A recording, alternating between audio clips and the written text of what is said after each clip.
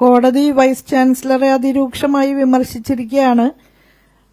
നിയമത്തിന് വിരുദ്ധമായ കാര്യങ്ങളാണ് വൈസ് ചാൻസലർ ചെയ്തിട്ടുള്ള മുഴുവൻ കാര്യങ്ങളും എന്നാണ് കോടതി നിരീക്ഷിച്ചിട്ടുള്ളത്. ഒരു എക്സ്പ്ലനേഷൻ പോലും വാങ്ങാതെ ഒരാളെ സസ്പെൻഷനിൽ ഇത്ര ദീർഘനാള് നിർത്തുക എന്നുള്ളത് ഞാൻ മുൻപ് പറഞ്ഞതുപോലെ കേരളത്തിലെ സർവകലാശാലകളിൽ കേട്ടുകേഴ്വി പോലുമില്ലാത്ത ഒരു സംഭവമാണ്. അതും നമ്മുടെ സംസ്ഥാനത്ത് ഉന്നത വിദ്യാഭ്യാസ മേഖലയിൽ നടത്തിവരുന്ന സമഗ്ര പരിഷ്കാരങ്ങൾ പ്രയോഗതലത്തിൽ മുന്നോട്ട് കൊണ്ടുപോകുന്നതിന് ഏറ്റവും അധികം സഹായിച്ച ഒരു വ്യക്തിയോടാണ് ഈ നിലയിലുള്ള നിലപാട് സ്വീകരിച്ചത്.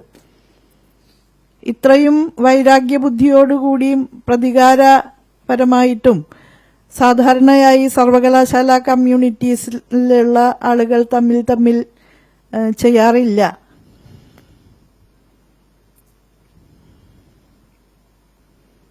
ഇപ്പോഴും സിൻഡിക്കേറ്റ് തീരുമാനിച്ച രജിസ്ട്രാറിന് ചാർജിനെ നിയമിക്കാൻ ഇതുവരെ തയ്യാറായിട്ടില്ല, നിയമ ഉത്തരവ് ഇറക്കിയിട്ടില്ല.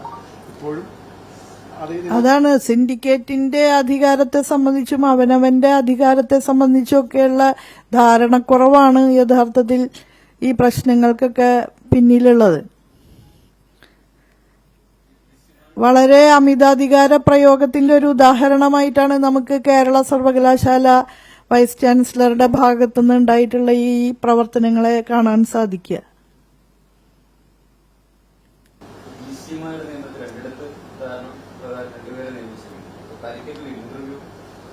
അത് ഇന്റർവ്യൂ അത് ക്രമപ്രകാരം നടക്കും. ഇപ്പോഴും ചാൻസലറുടെ അവിടെ നിന്ന് തന്നെയാണ് നോട്ടിഫിക്കേഷൻ ഇറങ്ങി അതേ രീതിയിൽ തന്നെയാണ് മുന്നോട്ട് പോകുന്നത്. ആ ഒരു നടപടിയെ മുമ്പ് ഉന്നത വിദ്യാഭ്യാസത്തിൽ ചോദ്യം ചെയ്തിരുന്നു. പക്ഷെ ഇപ്പൊ കോടതി അടക്കം നിർദ്ദേശിച്ചിരിക്കുന്ന രീതിയിലല്ലേ നമുക്ക് പോകാൻ പറ്റൂ. കോടതിയുടെ മുന്നിലല്ലേ വിഷയങ്ങള്. നമ്മളെ നിയമസഭ ഒന്നടങ്കം എന്ന് പറഞ്ഞാൽ ഒരേ അഭിപ്രായത്തിൽ തന്നെ പാസാക്കിയ ബില്ലാണ്, ഏകകണ്ഠേന പാസാക്കിയ ബില്ലാണ്. അതിനെ ഒപ്പുവയ്ക്കാതെ പ്രൊലോങ് ചെയ്ത് കൊണ്ടുപോവുകയും പ്രസിഡന്റിനെ അയക്കുകയും ഒക്കെ ചെയ്തു. അത് ആക്ട് ആയില്ല. അതിന്റെ പശ്ചാത്തലത്തിൽ ഇപ്പോൾ നിലവിലുള്ള നിയമങ്ങളുടെ അടിസ്ഥാനത്തിലെ നിയമന പ്രക്രിയ സാധ്യമാകൂ എന്നുള്ള ഒരു പ്രതിസന്ധി നമ്മെ സംബന്ധിച്ചിടത്തോളം ഉണ്ട്.